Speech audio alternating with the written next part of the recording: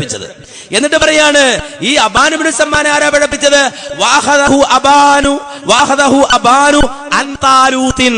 അബാൻ എന്ന് പറയുന്ന ആൾക്ക് ഈ വിവരക്കേട് കിട്ടിയത് താലൂത്ത് എന്ന് പറഞ്ഞിട്ട് വേറൊരു വിചാരണ്ടായിരുന്നു, അയാളൊക്കെ എന്നാണ്. അപ്പൊ ഈ അബാന് കിട്ടിയത് എവിടുന്ന? താലൂത്തിൽ നിന്നാണ്. ആരാണ് ഈ താലൂത്ത്? ആരാണ് ഈ താലൂത്ത്? ഇയാൾ വെല്ലുവിളിക്കാണ്. എന്താ വെല്ലുവിളിച്ചത്? ആസം എന്ന് പറഞ്ഞ ആൾ ജീവിച്ചിരിപ്പില്ല, എന്നിട്ടല്ലേ ആസമിന് ലബീദ് എന്ന മോനുണ്ടാകല് എന്ന ഇയാൾ വെല്ലുവിളിച്ചത്. എന്നാ കേട്ടോ, ആരാ ഈ താലൂത്ത്? ഇബ്നു ഉഖ്തി ലബീദ് ഇബ്നു ആസം. ഇബ്നു ഉഖ്തി ലബീദ് ഇബ്നു ആസം. നിങ്ങൾ മനസ്സിലാക്കണം, അഥവാ ലബീദ് ഇബ്നു ആസമിന്റെ സഹോദരിയുടെ മകനാണ് താലൂത്ത് എന്ന് പറഞ്ഞാൽ ഈ ആസം എന്ന് പറഞ്ഞാൽ ലബീദ് എന്ന മോനുമുണ്ട്, അതുപോലെ തന്നെ വേറൊരു മോളുമുണ്ട്. ആ മോളുടെ മോനാണ് താലൂത്ത് എന്ന് പറഞ്ഞാൽ ഈ പറഞ്ഞ ലബീദിന്റെ മരുമകനാണ് ആര്? താലൂത്ത്. പെങ്ങടെ കുട്ടിയാണ് താലൂത്ത്. താലൂത്തിന്റെ വാപ്പയുടെ പേരെന്താണ്? ആസം. അപ്പൊ വളരെ വ്യക്തമാണ്. ആരാ പറയുന്നത്? അൽ ബിദായത്തു വന്നിഹായ പറയാണ്, ചരിത്ര ഗ്രന്ഥം പറയാണ്, താലൂത്ത് ഇബ്നു ഉഖ്തി ലബീദ് ഇബ്നു ആസം. ആ ലബീദ് ഇബ്നു ആസമിന്റെ സഹോദരിയുടെ മകനാണ്. ലബീദിന്റെ സഹോദരിയുടെ മകനാണ്. ലബീദും ആ സഹോദരിയുമോ അതേ ആസമിന്റെ മക്കളാണ്. മാത്രമല്ല, ആരാണ് ഈ ആസം? തെറ്റിപ്പോകണ്ട, ലബീദ് ഇബ്നു ആസം അൽ യഹൂദിയാണ്. അല്ലദീ സഹറൻ നബിയ സല്ലല്ലാഹു അലൈഹി വസല്ലം, നബിക്ക് സിഹ്ർ ചെയ്ത അതേ ലബീദ് ഇബ്നു ആസമാണ്. ഇയാൾ പറയാണ് ആസം ജീവിച്ചിരുന്നിട്ടില്ല, പിന്നല്ലേ ലബീദ്? ആസം ജീവിച്ചിരുന്നില്ല, എന്നിട്ടല്ലേ ലബീദ് എന്ന മോനുണ്ടാകലെന്ന്. പിന്നെ എങ്ങനെ ഇവിടെ വന്നു? ഇയാൾ എങ്ങനെ വന്നു? ഈ ആസം ഏതാസമാ? ഏത് വിവരക്കേട്? എവിടുന്നാ നിങ്ങൾ പഠിച്ചത്? ആരാ നിങ്ങളെ പഠിപ്പിച്ചത്?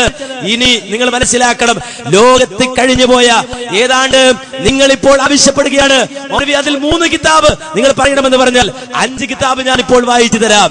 ഈ സംഭവം പറയുന്ന 5 കിതാബ് വായിച്ചു തരാം. 1 ഡസൻ കിതാബ് മൗലവി നിങ്ങൾ വായിക്കണമെന്ന് പറഞ്ഞാൽ 14 കിതാബ് ഇവിടെ നിന്ന് ഇപ്പോൾ നിങ്ങൾക്ക് വായിച്ചു തരാൻ പറ്റും. ഈ സംഭവം പറയുന്നത് അറിയോ?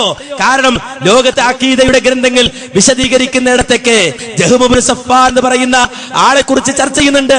ആ ജഹ്മു ഇബ്നു സഫ്വാൻ എന്ന ആ പിഴച്ചവന് എവിടുന്നാണ് ആദർശം കിട്ടിയത് എന്ന ചോദ്യത്തിന് പണ്ഡിതന്മാർ പരമ്പര എണ്ണുന്നിടത്തേക്ക് ഈ പറയുന്ന ലബീദിന്റെ സഹോദരിയുടെ മകൻ താലൂത്ത് വരുന്നുണ്ട്, അബാൻ വരുന്നുണ്ട്, ജയദ് വരുന്നുണ്ട്. ഇതൊക്കെ ചരിത്ര ഗ്രന്ഥങ്ങളിൽ അനവധി സ്ഥലങ്ങളിൽ രേഖപ്പെടുത്തുകയാണ്. ഇമാം സുയൂത്തി അടക്കമുള്ള പണ്ഡിതന്മാർ അത് രേഖപ്പെടുത്തുകയാണ്. എന്നിട്ട് നമ്മുടെ മടവൂര് പ്രസംഗിക്കാണ് ആസം ജീവിച്ചിരുന്നിട്ടില്ല, ബുഖാരിയെ കൊല്ലാൻ വേണ്ടി. അതുകൊണ്ട് CP പറയണം, നിങ്ങൾ രണ്ടത്താണിലുള്ള ആളുകൾ നാളെ പോലെ സുബൈക്ക് കാണുമ്പോൾ CP ആസമുണ്ടോ, ആസം എന്ന് ഒരാളുണ്ടോ എന്ന് ചോദിക്കണം. മറുപടി കിട്ടണം. ജമിയത്തുൽ ഇടപെടണം, ഉണ്ടെങ്കിൽ ഇടപെടണം. എന്നിട്ട് പറഞ്ഞു കൊടുക്കണോ, എന്ത് ഇങ്ങനെ ആസം എന്ന് പറഞ്ഞ ഒരാളുണ്ടോ, അങ്ങനെ ആള് ജീവിച്ചിരിപ്പുണ്ടോ എന്നാ. പുതിയ CD കൗൺസിൽ CD അതിട്ട് കാണിച്ച പ്രസംഗം ഇത്. ഞങ്ങള് ഞങ്ങൾ നടത്തിയ കൗൺസിൽ എന്ന് പറഞ്ഞിട്ട് അതിന്റെ CD ഇട്ടിട്ട് നടത്തിയിറക്കിയ പ്രസംഗത്തിലാണ് ഈ വിവരക്കേട്. ഇനി അതുകൊണ്ട് അവസാനിച്ചോ? ഇയാള് പറയാണ്, എന്താ പറയുന്നത് കേട്ടോളൂ. അദ്ദേഹം പറയുന്നത്, ബനൂ സുറൈഖ് എന്ന് പറയുന്ന ജൂതഗോത്രം